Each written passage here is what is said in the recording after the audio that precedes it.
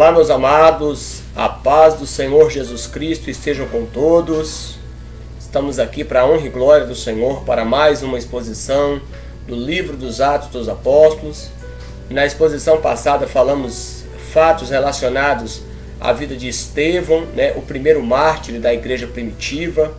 E agora nós vamos falar coisas relacionadas ao capítulo de número 8 de Atos, que podemos intitular como a evangelização transpõe as fronteiras, porque essa é a proposta do Evangelho, o Evangelho todo, em todo mundo e a toda criatura.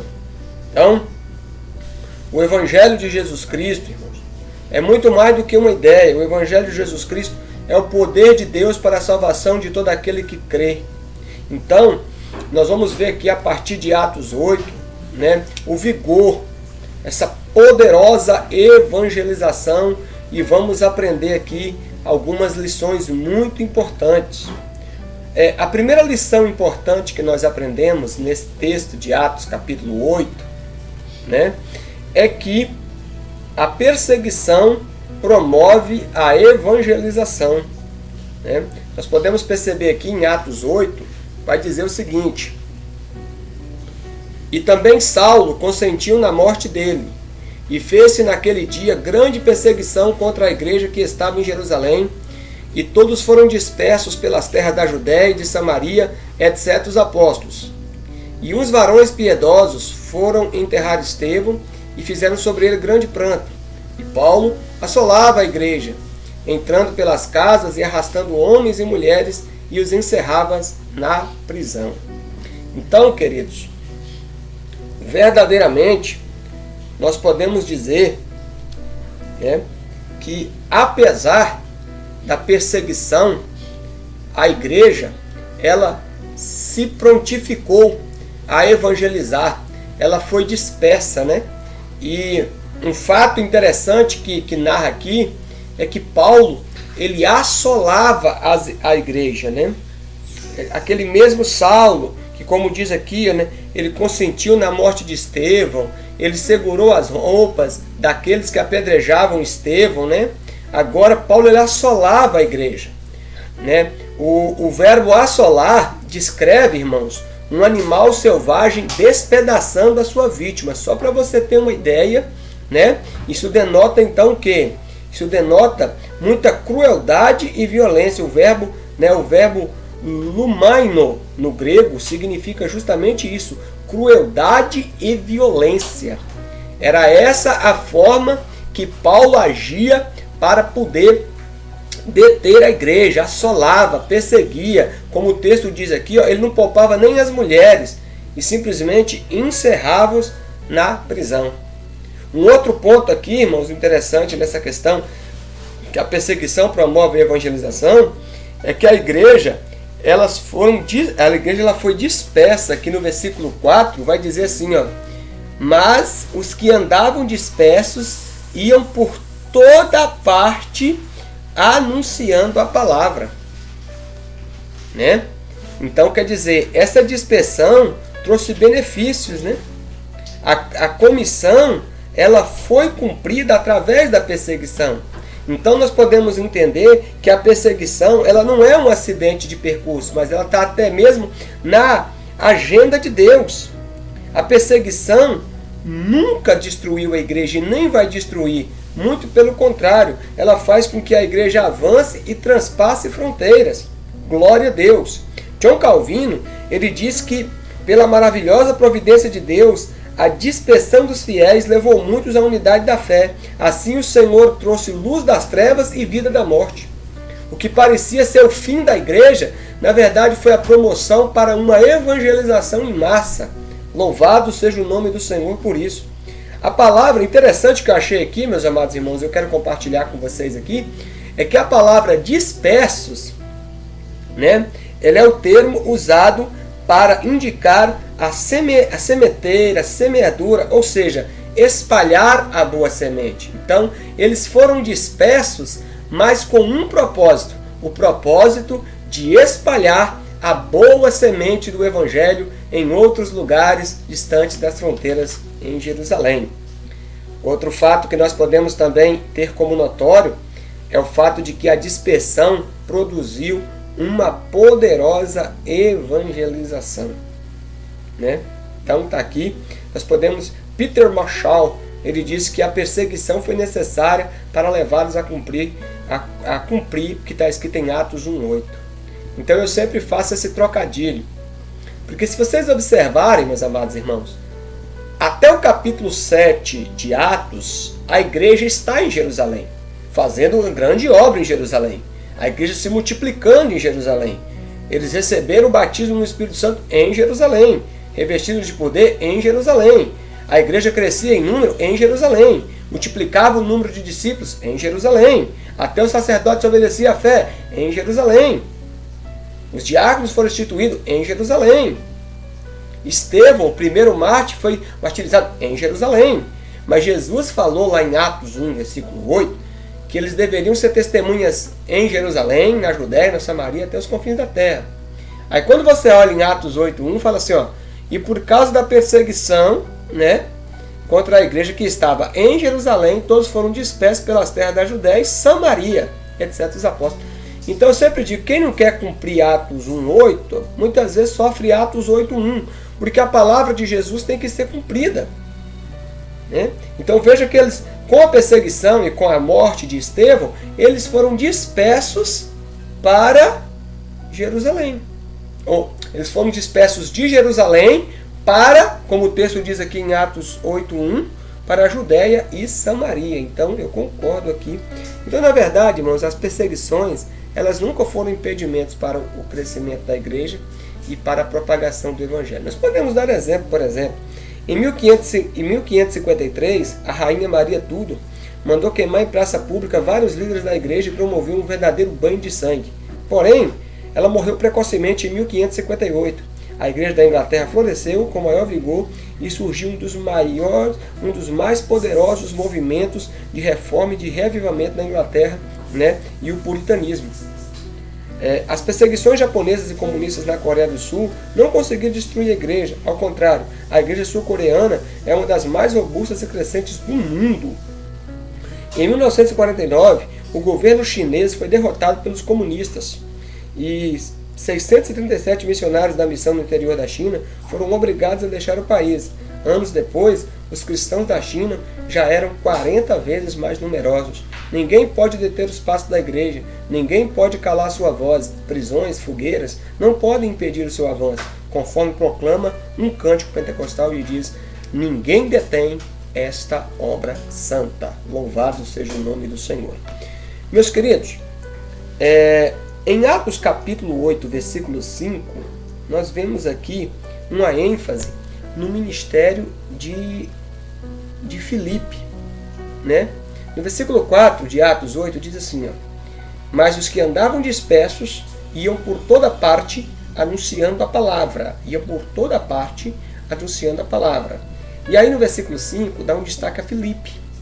E descendo Filipe, a cidade de Samaria, lhes pregava a Cristo. Lhes pregava a Cristo. Glória a Deus, né? Então, a gente vê aqui o destaque, né, de Filipe, né? E um grande destaque da vida na pregação de Filipe aqui, meus irmãos, tá? É que, né, ele pregava aos ouvidos e aos olhos. Repare ainda o versículo de número 6. E as multidões unanimemente prestavam atenção ao que Filipe dizia, porque ouviam e viam os sinais que ele fazia, pois que os espíritos imundos saíam, né? Os espíritos imundos saíam de muitos que os tinham, clamando em alta voz, e muitos paralíticos e coxos eram curados. E havia grande alegria naquela cidade. Então, né, é por demais maravilhoso, né, irmãos, a gente vê que verdadeiramente a evangelização que alcança o mundo é aquela que é pregada, né, aos ouvidos e aos olhos. Podemos ver alguns destaques aqui na pregação de Filipe. A primeira delas é que o evangelho rompe a barreira do preconceito. A começar porque Filipe foi para Samaria. Se vocês olharem, irmãos, os samaritanos eram um povo mestiço, que era meio judeu, meio gentil, que a gente vai ver lá no livro dos Reis. quando houve a invasão de Samaria pelos exércitos assírios, né? Os samaritanos também, eles se opuseram à construção do templo, no tempo de Esdras e Neemias, né? Os samaritanos instituíram sacerdotes, rejeitaram o Antigo Testamento e ficaram só com o Pentateuco. Não se davam com os judeus, pois estes desprezavam os samaritanos, tanto em relação à raça como em relação à religião. A gente vê claramente aquilo ali entre a conversa de Jesus e a mulher samaritana. Mas o Evangelho, ele rompe essas barreiras e desfaz essas inimizades. É o que nós estamos aprendendo na escola bíblica dominical, né? Perdão, irmão.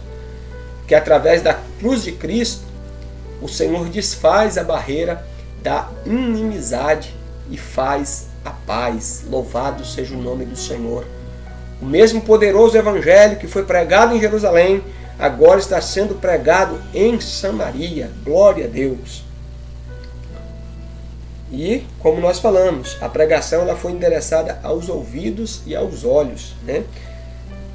Filipe, ele pregava aos ouvidos e aos olhos. As pessoas não apenas ouviam, mas também elas experimentavam as boas obras.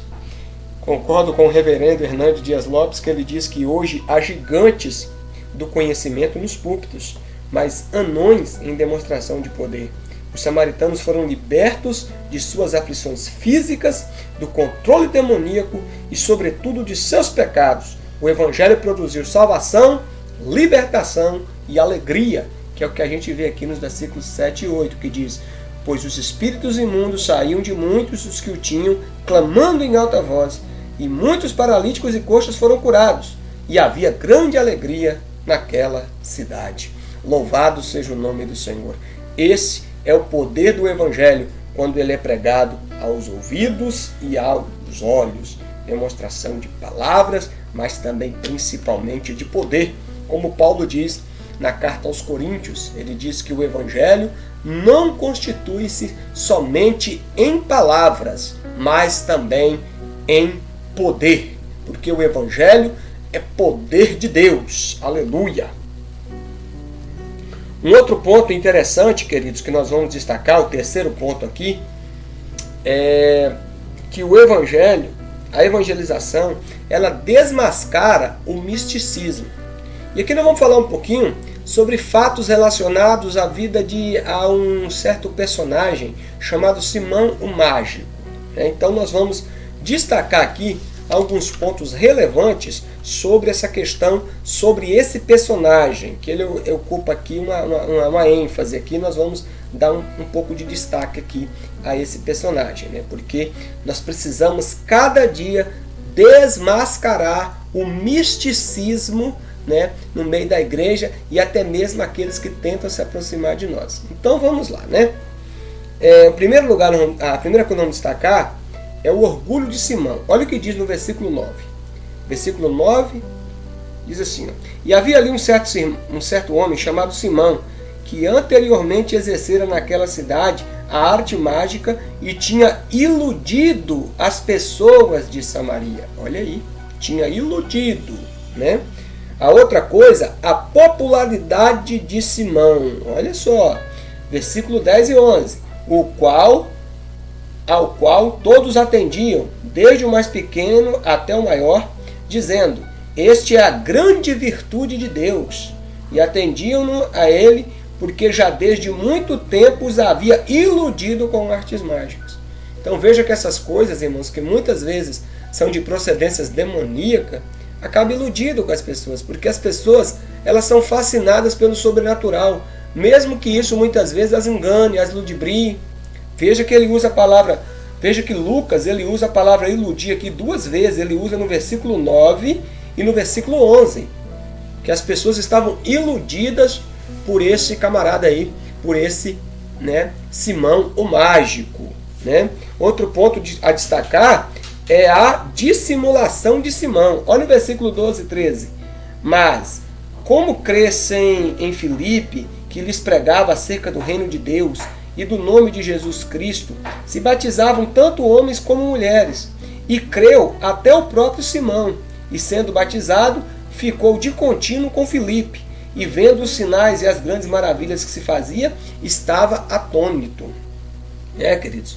Então, a gente tem que ter muita precaução com isso, porque veja que ali foi uma forma dissimulada. Mais para frente vocês vão ver que era dissimulação. Então a gente tem que ter cuidado para que o misticismo não esteja, irmãos, envolvido com a igreja e com a pregação genuína do Evangelho do Reino de Deus, como diz aqui, que Filipe lhes anunciava o Reino de Deus. Então, a mensagem evangélica não pode estar mesclada, misturada com o misticismo. Agora, outro ponto a destacar aqui foi a comissão dos apóstolos. Olha só que coisa linda. E o versículo 14. Os apóstolos, pois, que estavam em Jerusalém, ouvindo que Samaria recebera a palavra de Deus, enviaram para lá Pedro e João. Enviaram. Essa é uma palavra linda, irmãos.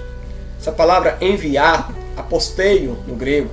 É lindo quando a gente vê uma igreja tomando a iniciativa de enviar obreiros, enviar irmãos e irmãs, homens e mulheres que amam a obra missionária, que amam almas, que estão dispostos até mesmo a transpassar barreiras culturais, geográficas, para anunciar o Evangelho de Cristo, principalmente em lugares onde não está sendo anunciado, onde não tem igrejas, onde Cristo não está sendo proclamado. Isso é maravilhoso. Então que fique aqui para a reflexão da igreja, que a igreja do Senhor possa tomar essa palavra como exemplo e enviar missionários. Louvado seja o nome do Senhor e que Deus abençoe todos os pastores das igrejas que têm no coração o desejo de enviar missionários aos campos. Glória a Deus. Em quinto lugar, irmão, nós podemos ver aqui, ainda falando sobre essa questão de Simão, a perversão de Simão. Olha o que ele fala aqui no versículo 18 e 19. Repare bem. Simão, vendo que pela imposição das mãos dos apóstolos era dado o Espírito Santo, lhes ofereceu dinheiro, dizendo: dai-me também a mim esse poder, para que aquele a quem eu puser as mãos receba o Espírito Santo. Veja só, irmãos. Achando que o dom de Deus pode ser comprado por dinheiro.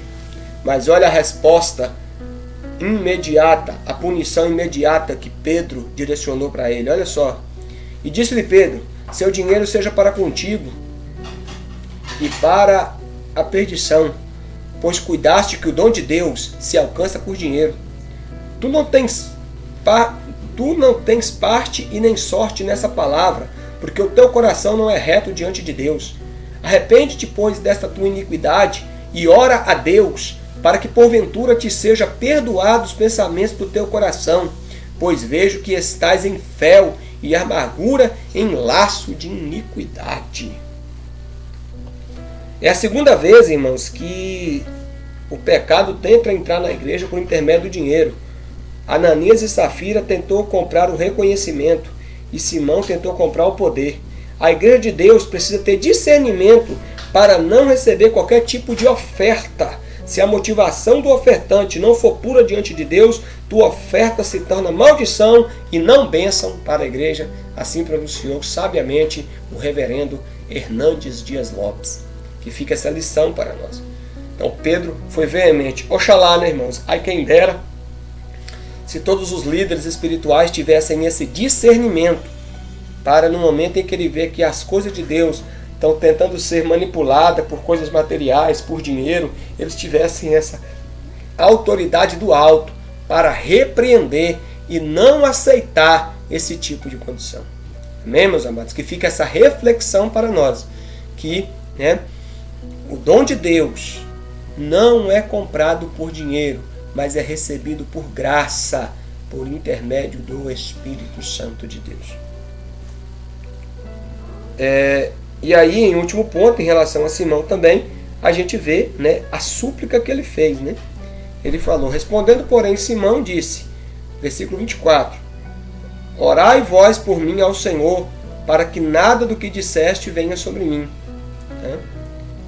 E aí, meus irmãos, outro ponto de destaque é que, tendo testificado, os apóstolos voltaram para Jerusalém, os que foram enviados, no caso Pedro e João, e em muitas aldeias os samaritanos anunciavam o Evangelho.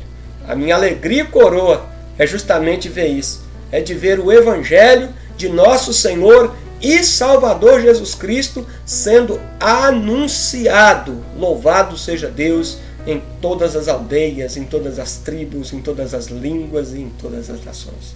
Aleluia! Que o Senhor nos conceda graça cada dia para que possamos cumprir essa grande comissão ortogada pelo Senhor Jesus Cristo. Meus amados, vamos destacar agora aqui o nosso último ponto, nosso quinto ponto, em relação a Atos 8, né? Que a evangelização ela precisa ser dirigida pelo Espírito Santo, que compreende os versículos 26 ao 40 e vai falar, né, de coisas relacionadas, de fatos relacionados a Filipe e ao eunuco da rainha de Candace. Bem interessante esse texto, é bem legal nós meditarmos sobre essas questões. Tá? 5 verdades aqui estão implícitas, não vão ser bem rápidas. A primeira, 4 verdades, perdão, meus amados irmãos, 4 verdades estão aqui implícitas. Primeiro, é preciso saber que uma vida vale mais do que todo investimento do mundo. Versículo 26. O anjo do Senhor falou a Filipe dizendo: levanta-te e vai para a banda do sul, ao caminho que desce a Jerusalém para Gaza, que está deserto. E levantou-se e foi, e eis que um homem etíope, eunuco, mordomo-mor de Candace, rainha dos etíopes, o qual era superintendente de todos os seus tesouros, e tinha ido a Jerusalém para adoração. E regressava e, sentado no seu carro, lia o profeta Isaías. E disse o Espírito a Filipe: chega-te junto ao carro, chega-te junto a este carro. E correndo Filipe, ouviu que lia o profeta Isaías, e disse Filipe a ele: entendes tu o que lês? Então, queridos, nós precisamos ir muitas vezes para fora, onde os pecadores estão, para levá-los a Jesus. Repare que esse homem ele foi até mesmo a Jerusalém para adorar, mas o Espírito Santo direcionou Filipe e falou: aparelha-te, junta-te a este carro, porque eu vou te usar ali para anunciar o nome do Salvador. Então nós temos que aprender essas verdades, irmãos. Nós temos que aprender a ser dependentes do Espírito Santo, porque Ele quem direciona a obra da evangelização. Em segundo lugar, irmãos, é preciso explicar as Escrituras para levar as pessoas a Cristo. Repare, depois que Filipe pergunta para ele: entendes o que lês? Ele disse: como poderei entender se não há quem não me ensinar? E rogou a Filipe que subisse com ele e se assentasse. E o lugar da Escritura em que este lia estava escrito: foi levado como a ovelha para o matadouro, e como está mudo o cordeiro diante dos que o tosquia, assim não abriu a sua boca. Na sua humilhação foi tirado o seu julgamento. E quem contará a sua geração? Porque a sua vida é tirada da terra. E respondendo o eunuco a Filipe, disse: rogo-te, de quem diz o profeta? De si mesmo ou de algum outro? Então Filipe, abrindo a boca, começou nessa escritura e lhe anunciou a Jesus. Aleluia. Então, irmãos, nós temos também que ter sabedoria e conhecimento das Sagradas Escrituras para que possamos levar as pessoas a Jesus. Eu sempre digo, irmãos, que pregar o Evangelho não é simplesmente contar a história de Elias, de Moisés, ou dos profetas, ou de outro grande personagem bíblico. É você saber dessas histórias, sim, porque são muito importantes, mas levá-los a Cristo, porque Cristo é a interpretação, como diz, né, o reverendo Hernando Dias Lopes, Jesus é a exegese de Deus. Jesus é o assunto principal da Bíblia, é o personagem central da Bíblia. Então, ele pega essa parte da profecia aqui, que é uma profecia messiânica, lá do profeta Isaías 53, e leva e conduz aquele eunuco, né, aquele mordomo, aquele superintendente ali, aquele homem, né, e conduz ele a Cristo Jesus. Coisa linda, né, irmãos? É bom a gente ter conhecimento das Escrituras, mas sabendo que todas as Escrituras nos conduzem a Jesus. Bem falou o saudoso pastor Antônio Gilberto, que ele diz que o autor da Bíblia é Deus, o maior intérprete da Bíblia é o Espírito Santo e o assunto principal da Bíblia é Jesus Cristo. Então nós temos que anunciar a Jesus. Em terceiro lugar, queridos, é preciso receber as pessoas que creem em Cristo pelo batismo, né? A gente vai ver logo em sequência, né? E indo eles caminhando, chegaram ao pé de alguma água, e disse o eunuco: eis aí a água, que me impede de ser batizado? E disse Filipe: é lícito, se crê de todo o teu coração. E respondendo ele: creio que Jesus é o Filho de Deus. E mandou parar o carro, e desceram ambos as águas, tanto Filipe como o eunuco, e o batizou. Então, queridos, é claro que aqui, eu sempre brinco aqui no bom sentido, né?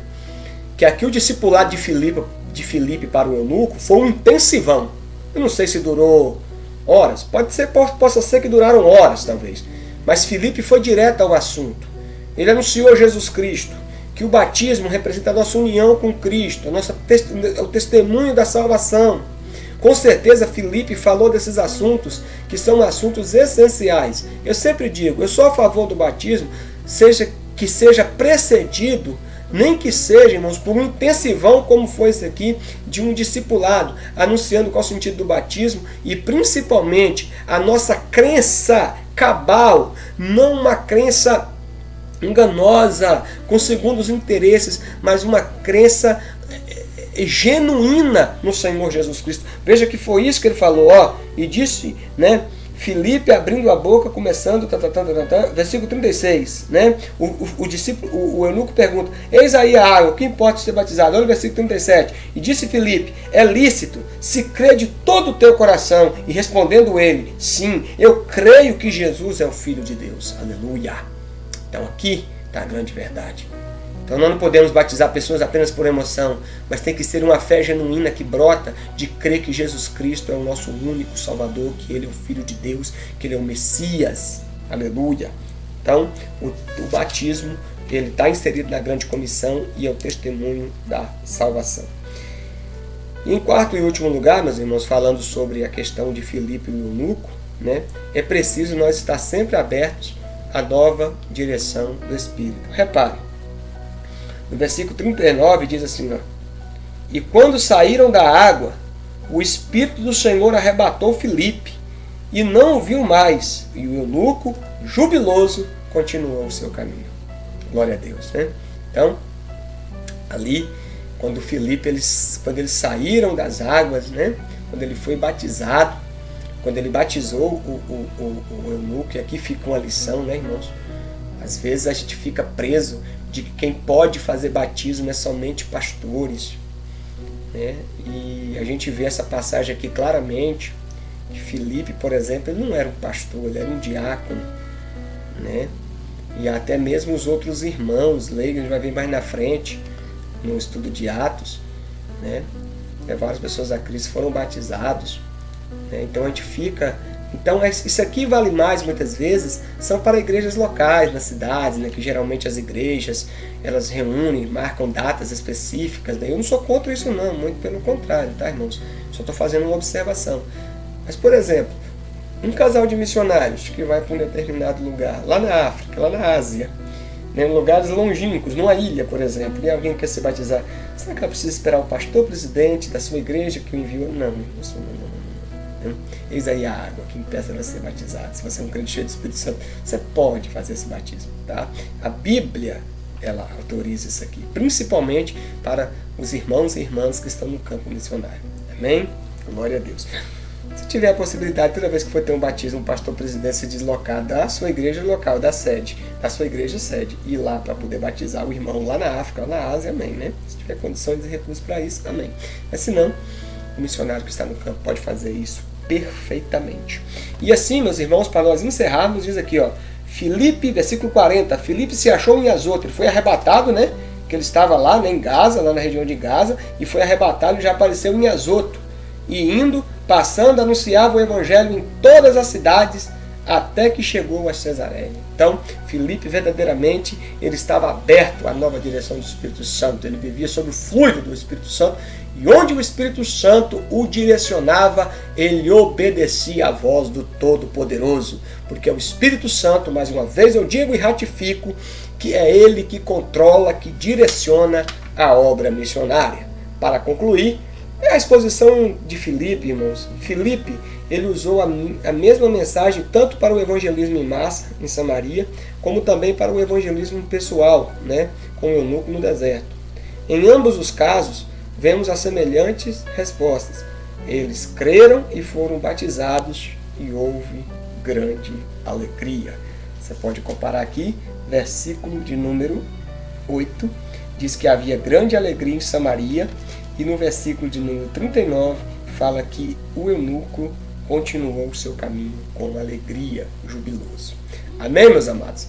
Deus abençoe a sua vida rica e poderosamente, os irmãos aí que estão nos apoiando, né? Compartilhando. Compartilhe esse vídeo para que outras vidas também possam ser edificadas, possam ser, né, impactadas pelo poder do Evangelho. Que Deus abençoe a sua vida, a sua casa, a sua família, em nome do Senhor e Salvador Jesus Cristo. Nós vamos ficando por aqui e até a próxima sexta-feira, né, com mais uma exposição da Palavra de Deus no livro dos Atos dos Apóstolos. Amém? Deus abençoe.